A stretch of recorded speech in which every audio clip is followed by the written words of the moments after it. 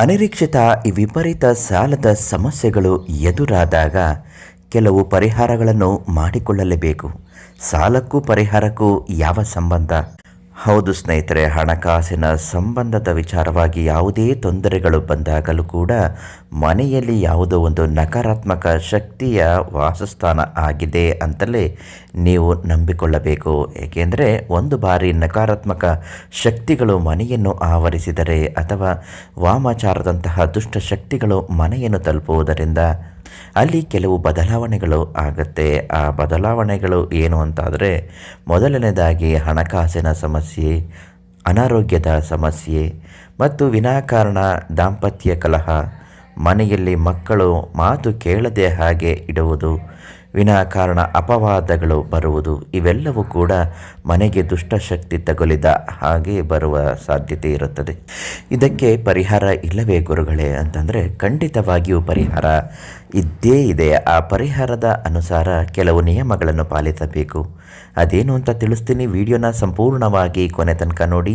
ನೀವಿನ್ನೂ ನಮ್ಮ ಚಾನಲನ್ನು ಸಬ್ಸ್ಕ್ರೈಬ್ ಮಾಡಿಲ್ಲ ಅಂದರೆ ಮೊದಲು ಈ ಕೂಡಲೇ ಸಬ್ಸ್ಕ್ರೈಬ್ ಮಾಡಬೇಕು. ಹಾಗೂ ನಿಮ್ಮ ಬದುಕಿನ ಯಾವುದೇ ಸಮಸ್ಯೆಗಳಿದ್ದರೂ ಶಾಶ್ವತ ಪರಿಹಾರಕ್ಕಾಗಿ ಶೇಷಗಿರಿ ಭಟ್ ಗುರೂಜಿಗಳಿಗೆ ಒಂದು ಕರೆ ಮಾಡಿ ಸಂಪರ್ಕಿಸಿ.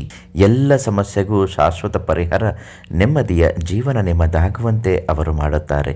ಮನೆಯಲ್ಲಿ ಸಾಕಷ್ಟು ಬದಲಾವಣೆಗಳು ಇದ್ದಕ್ಕಿದ್ದ ಹಾಗೆ ಆಗುತ್ತಿದ್ದರೆ ವಾಮಾಚಾರದ ದುಷ್ಟಶಕ್ತಿಗಳು ಮನೆಯನ್ನು ಆವರಿಸಿದೆ ಎನ್ನುವ ಅರ್ಥ ನಿಮಗೆ ಕೊಡುತ್ತದೆ. ಇದನ್ನು ಪರಿಹಾರ ಹೇಗೆ ಮಾಡಿಕೊಳ್ಳಬೇಕು ಅಂತ ನೋಡುವುದಾದರೆ, ಮಡಿಕೆಯ ತಟ್ಟೆಯನ್ನು ತೆಗೆದುಕೊಂಡು ಬರಬೇಕು.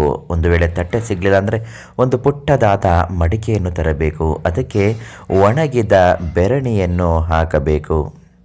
ಒಂದು ಬೆರಣಿ ಸಾಕಾಗುತ್ತೆ. ಒಣಗಿದ ಬೆರಣಿ ಅದಕ್ಕೆ ಹಾಕಿ ಅದರ ಮೇಲೆ ನೀವು ಸಾಂಬ್ರಾಣಿಯನ್ನು ಹಾಕಬೇಕು.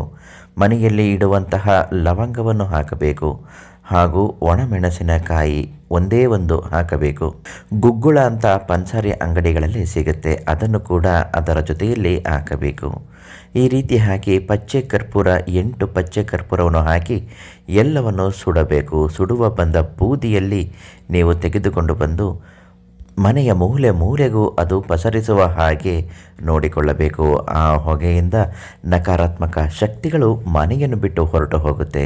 ಒಂದು ಮಂತ್ರವನ್ನು ಹೇಳುತ್ತಾ ನೀವು ಇದನ್ನು ಮನೆಯ ಮೂಲೆ ಮೂಲೆಗೂ ಸ್ಪ್ರೆಡ್ ಮಾಡಬೇಕು, ಪಸರಿಸುವ ಹಾಗೆ ಮಾಡಬೇಕು. ಮಂತ್ರ ಯಾವುದು ಅಂತ ಕೇಳೋದಾದರೆ, ಶೇಷಗಿರಿ ಭಟ್ ಗುರೂಜಿಗಳಿಗೆ ಕರೆ ಮಾಡಿ ಯಾವ ರೀತಿ ಕಷ್ಟಗಳು ಇದೆಯೋ ಆ ರೀತಿ ಕಷ್ಟಗಳು ನಿವಾರಣಾ ಮಂತ್ರವನ್ನು ಅವರು ನಿಮಗೆ ನೀಡುತ್ತಾರೆ ಅಂತ ಹೇಳ್ತಾ ನಾಳೆ ಮತ್ತೊಂದು ಮಾಹಿತಿಯೊಂದಿಗೆ ಭೇಟಿ ಮಾಡ್ತೀನಿ.